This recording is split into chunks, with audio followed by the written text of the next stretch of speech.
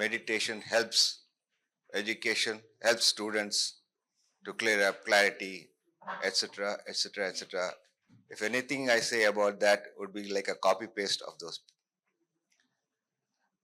But let me tell you certain things, and I'm speaking largely based on my experience and a little bit of knowledge that I have about spiritual science and so on. I think about 2 or maybe 3 years ago, in one of the institutions of which I was a member of the board of studies, where every year in board we look at an MBA. It's an MBA program. We look at what the curriculum ought to be, what we can add, and unanimously most of them are talking about introducing business analytics in the first year students. Now I don't know, you know, it's this craze for business and about business analytics became 3 years ago. A lot of jobs. So you should have seen advertisements. People say 3-month course on business analytics and so on and so forth. I don't want to go into detail. We used to call it data mining in my time and had done enough of it. You give a fancy name except working on a bigger data and earn more crores for the same thing that you were doing earlier, right? So I just wondered, I said, look, business analytics should be a choice in terms of elective. Students want to take it. Why do you want to introduce it as a compulsory course?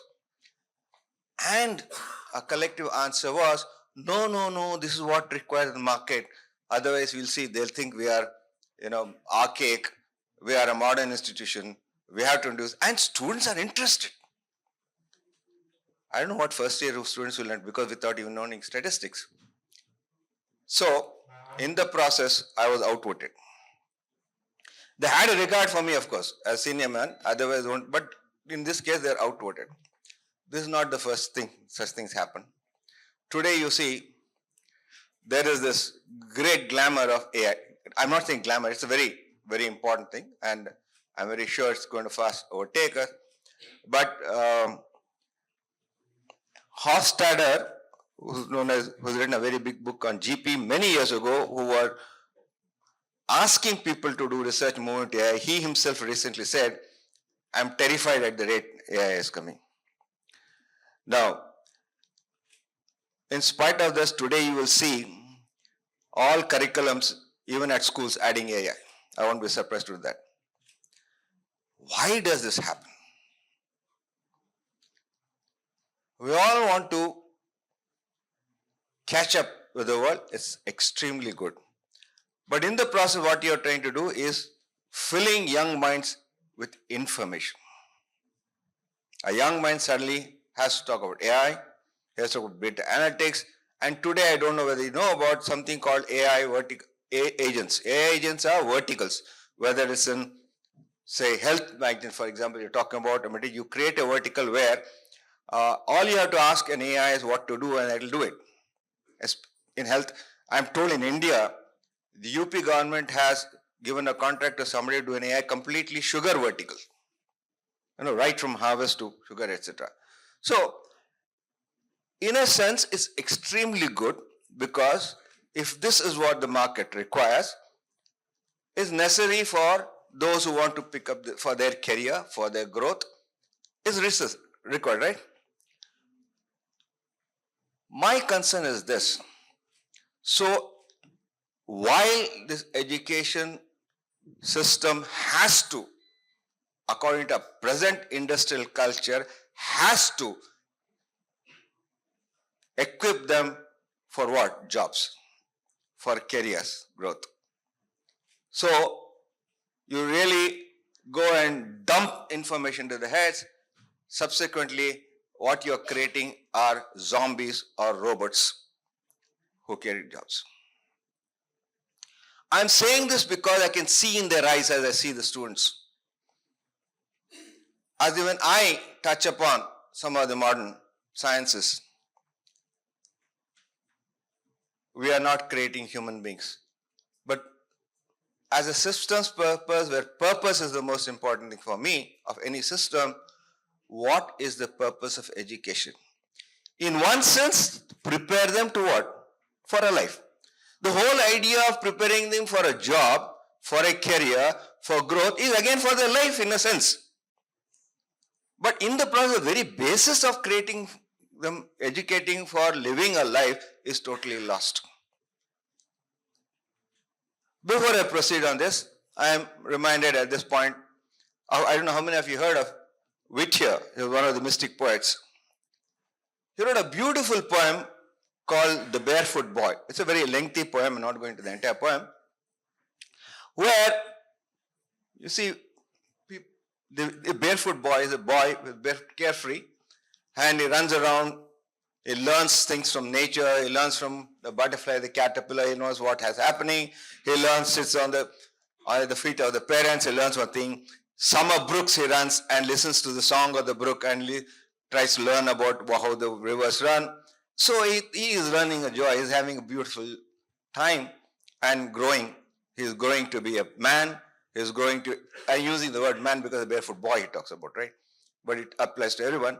So he is learning to be a man, he's growing, he's getting educated. But then, sadly he says, and yet all this should end in the present cells of pride,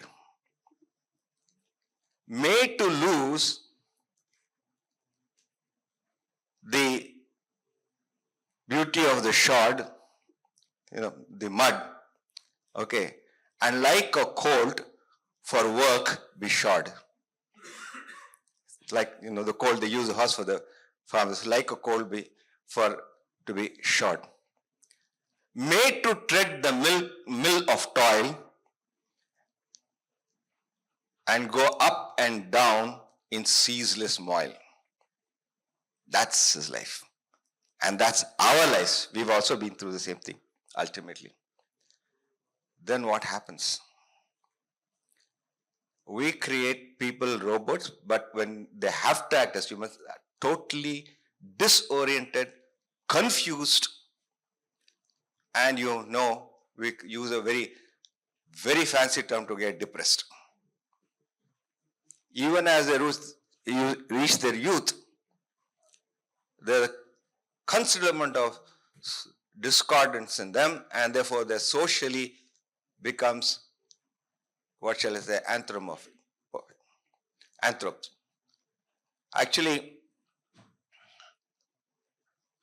it was Eric Fromm who used a very interesting expression, the difference between particular efficacy and general efficacy. So we have created these people for a job, creating a particular efficacy with them. But to live a life, we need a general efficacy. So they may be very good in this business analytics, but extremely bad in relating to people, extremely uncomfortable in their families, extremely uncomfortable knowing what they are supposed to do as human beings. Very often I have seen these kids later on, their desperate search for quick fixes for everything, and they pick up what are called as self-help books. Some help books are good if they are really spiritually oriented or philosophy oriented, but I'm assuring you on this platform, I've seen many of them, most of them are crap. It not only does not help them, it actually ends up misleading them. Unless they have some kind of guide, etc., somehow lucky to do that, so on and so forth. Actually, it's not just that the younger people, even grown postgraduate students. I'll tell you a very recent experience of mine. I'm essentially a information systems man, talk about IT architectures, security issues, business process engineering, and also I expanded to more on systems theory in particular. I'm very fond of systems designs. In fact, I will also like to tell a little bit of how we design this education system, so on and so forth. So, but most recently, not long ago, I was teaching a group of a special program in IIM Bangalore. So I have retired long ago. I keep often teaching these things. I said the last 6 hours I will not talk about systems. There are different kind of systems I talk about, and I talk to them about self-empowerment using the information or knowledge or books based on things like Joseph Murphy's Power of the Subconscious Mind, Eric Tolle's Power of Now, Richard Bach's One, and Jonathan Livingston Seagull, J. Krishnamurti's Freedom of Fear, and so on. Of these, all these books. And by the way, I love existentialism, and I shall not forget Jean-Paul Sartre's Thinking, Being and Nothingness. You won't believe it. After all the taught, the amount of some of the kids during tea time literally came with tears in their eyes. So they're all postgraduates. Mind, we never heard of these things before. Because reading has become, because you're making a zombies, general reading, developing the efficacy is completely lost. They're totally ignorant of everything else. What is actually important for their lives? Education systems, bureaucrats, and various schools and colleges realize this. So they keep saying we'll change the curriculum, we have to change the education. But what did they do? It's purely from an administrative point of view. Curriculums and systems are only tweaked in an administrative form, but not in a holistic form. Which is why, if I were to say, scrap the existing. Let's look at it completely from the beginning, from what is required is develop the whole thing from the. See, we are actually divine beings. I'll talk to you about. Children are born divine. Again, I don't know. I keep reminding me a lot of these mystic poets, but I don't want to go on boring you with those poems. But the point is, we are divine, and what we have converted them into zombies. Like the barefoot boy. We have a lot of ability to think, etc. We convert to the bomb. And like Rakesh was also telling earlier, we create a lot of limits in your way of thinking. Right from parents telling you can't do this, you can't do, school saying you better. I studied in a school, a strictly British school in Calcutta, where during the class somebody, we all had individual desks and individuals. For some reason the teacher heard you squealing because you moved your seat, you'll be punished for it. I'm not joking. Okay? And there's most scary thing called, actually brought up from the British system, was what is called the brush. Very few people. Luckily, somehow, for some reason, divine being, I never had any issue with the teachers. But they will be actually made to bend down and given the brush, the back of the brush, they will be cane. So this is the kind of systems we have developed. We might have tweaked, we have become a little more compassionate today. So you're not even able to tell what is good and right. Parents will complain against you if you try to tell them what is right. Things have changed like that. No, anyway, the point I'm trying to make is, so we need to change the system completely. If we have to make it more coherent, right from the teachers to the bureaucrats, those people who develop the system, the entire authority or the entire society needs to change, and they have to learn actually what is the purpose of education. If it is developed not from, it's necessary. This information is necessary to develop a career, to give them a grasp, but is that it? It is only a part of developing their life, and we need to teach them how to do this life. I'm not going to become a cliche as only if I tell you, yes, all meditation is necessary and then meditation teaches you, but basically what meditation does is this. Let me go back to what actually, as a zombie, I told you they get depressed and killed. What actually happens to them? Many people have spoken about, let me spell out just few of them. See, one of them, today's exam is the biggest problem. Stress is what? Stress is what is the gap between expected and actual. All the psychologists here, I suppose, they will agree with me. That's what is stress. Now, what happens here is, first level of stress comes from your grading system, grade system. Good Lord, the grading system have made students mad, supported by parents who are madder.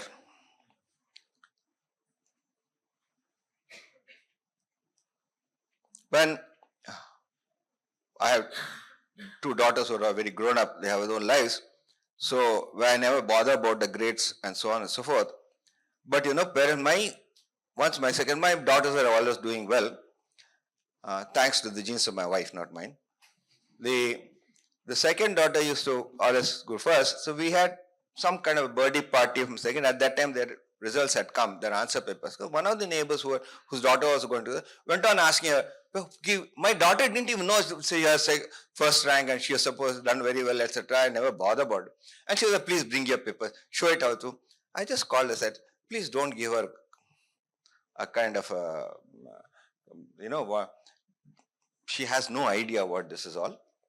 Okay, little you can take care. Please don't make an issue of it. Don't ask her about it." That lady got furious. This man, she thought, I'm trying to hide that. I don't want my daughter to share what she has done. Okay, I'm suppressing. I mean, she literally cursed me. This is what is happening today. Grades has become so important. Of all the places in a place like IIMs, the pressure of grades is so high.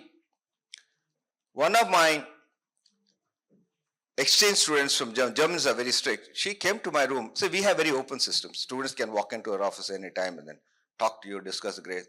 She said, "Professor, do you have an idea about how?" Because some of these quizzes I give, I used to ask them to exchange it and correct it. I'll give them an answer, they'll correct. Do you know how many of them keep copying these things? Each other, they give their friends better grades. They correct that. You give the answer, but they correct it and do that. I told her, how does it matter? Ultimately, they have to answer their lives outside. Does it really matter what grade they get here? But she got very angry with me. They have no idea how to assess a student. So they go only by the grade system. Right? So that again puts a lot of stress on. Terrible stress. There was a time, we have had contact of voluntary mentors in our institute. There are some students who are assigned to faculty members. It's like this. In IIM, both Ahmedabad and Bangalore.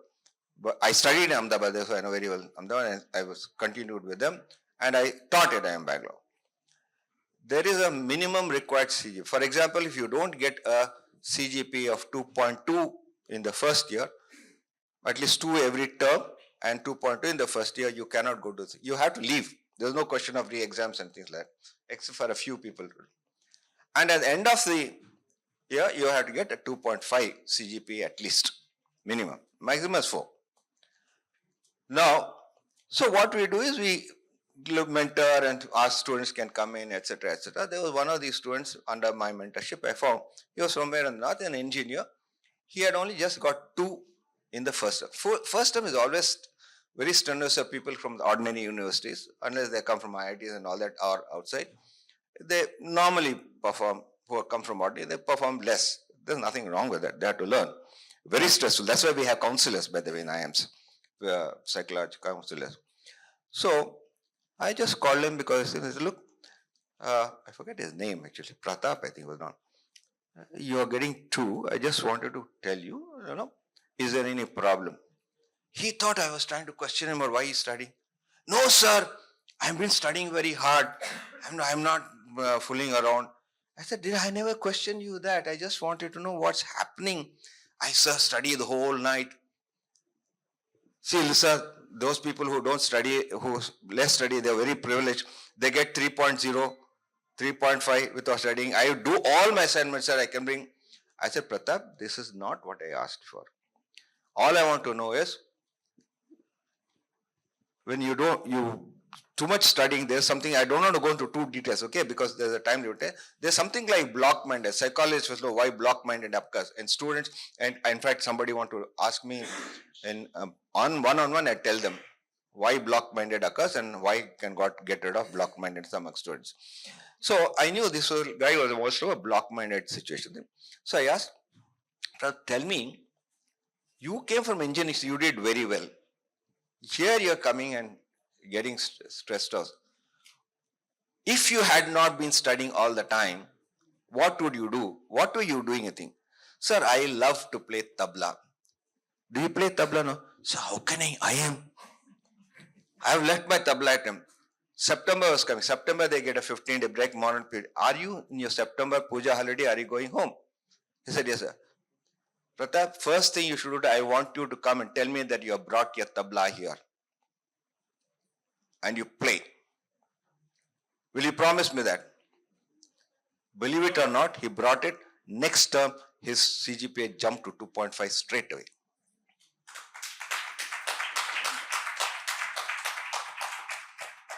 So what I'm trying to tell you is, your own life is there. You are divine. You can do things, but we go in our education systems, tries to do this thing. So this is one of the great system stress, etc. The second most important thing, of course, there's a career. This carries on through the career also. Subsequent career. I'm not going to all those details. I have listed on some points, but I think I won't cover all those things. Just a few bits so that you understand what I'm trying to look at. Because another thing is, a big thing is peer pressure. See, what happens with peer pressure is they have to all of follow. Each one has individuals, right? We are capable. I told you we have passions.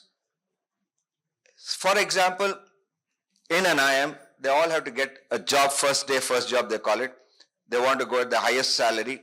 They want to go to, let us say, a big marketing company, MNC. Okay. Everyone is going, but you may not be prepared. You may not want to do that. In your mind, you would like to do something interesting, but no, everyone has to, you have to do. If you are doing good grades, because you are already a good grader, you better get marketing job in this MNC. Their individuals completely forgotten. There's only peer pressure.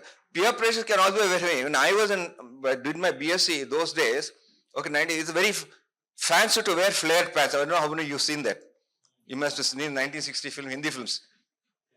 I better wear flare pants. Otherwise, people will laugh me. Kiska jamana ka ye aadmi? Okay, so like that. Let it be funny also, but otherwise this kind of peer pressure is there. And peer pressure makes you lose your own ability, your own creativity, your own thinking, and you end up becoming again a zombie. Why does peer pressure happen? I've studied it, looked at it, talked to people. You see, J. Krishnamurti, and so does Nathan. J. Krishnamurti is again one of our Indian existentialists, and Nathan Brand as a psychologist is no more, neither of them is there. They said something interesting. One of the most important factor that gives us insecurity is the need to make a choice. We have to make a choice all the time, right? Everything we have to make a choice. And that gives a lot of insecurity because we don't know what choice we have to make. And Brandon went on further to say, while nature made it sure that we need to make a choice every time, she played mischievously to tell us, not to tell us how to make the choice. It's not a joke. You see, somehow we think we are all just because bright, we are brilliant, we should be able to make the right choices. It's not true at all. When do you know whether your choice is right or wrong? People who take bets on horses, you do all the studies, etc. When will you know whether your bet is right or wrong? Only after the event, right? So you can never know whether your choice is right or wrong only until after the choice is made. So there is nothing wrong in you for having made a bad choice, wrong choice. That's how nature works. But why do you get frustrated when you make a wrong choice? We feel there is something wrong with us. Right? We don't realize that however bright and brilliant I may be, nature is such that I had the kind of information which resulted in my making a wrong choice. Once I accepted that there's nothing wrong with me, I have the courage to change it. I have the courage to look other ways. Normally we don't accept, oh my God, this is me. I make wrong choices. I have made a wrong choice. I have to live with it. It's my fate or it's my incapacity. Because that's what we do is, best thing is not to make a choice. Follow the other. That is where peer pressure works. Best thing to play safe, right? Go behind somebody. In the dark, what do? You don't have a torch. You follow somebody who's somewhere, right? So this is how peer pressure works. So one of the things, you won't believe me. I've talked to people on 40 and 50 years, bureaucrats, etc. I'm telling them when they make choices, a lot of choices. When I tell them, I said, please realize you're very brilliant people. You have made a wrong choice not because anything is wrong with you. Please accept that you have made a wrong choice. Then you have the courage to correct it. Otherwise, you follow peer pressure. This is the reason for peer pressure, and which is one of the major reasons for frustrations amongst people. Okay. Then, just one other last thing I will do. There are a lot of these things. I can go on endlessly over here. So I just talked about the stress of grades, stress of peer pressure, and the last but not is acceptance. Accept the people, acceptance society. We all crave acceptance. And as a result of it, we conform. Conforming is what? You're limiting yourself. Your potential is higher. You have a larger ability to do, but you end up conforming. In fact, in this one,